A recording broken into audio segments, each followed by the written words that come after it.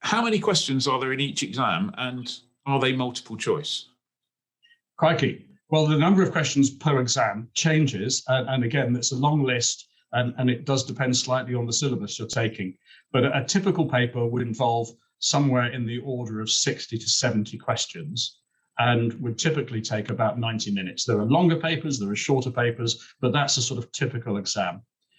Most of the questions are multi-choice in the sense they're A, B, C, D, and you have to tick the correct answer.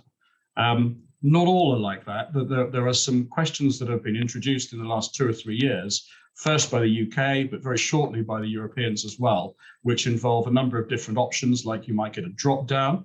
So they might say, and then there's a drop down. You have to choose one of 2 phrases that match the sentence, and then and you have to choose a drop down that matches the rest of the sentence. So the questions like that. There are also what we call multi-select questions, where you're given a list of 8 or 10 statements, and you have to identify which 5 are correct.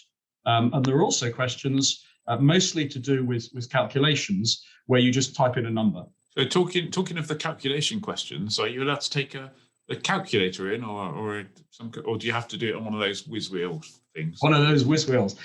Well, happily, we're allowed to take calculators in to the exams nowadays. So they've got to be non-programmable scientific calculators.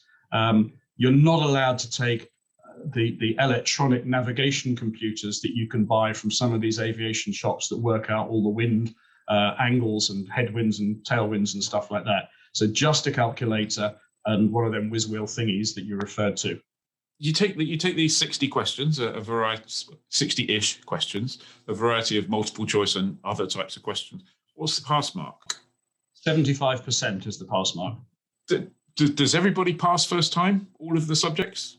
No.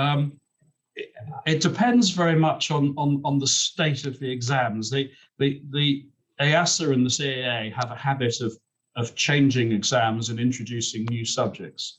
And when they introduce new subjects, there's usually a little bit of chaos in the market as people get used to the new subjects. But if you're taking an exam that is relatively stable, but there haven't been significant changes for the last 2 or 3 years, then the pass rates are very high. And the expectation, certainly of our students, is that they would all pass everything.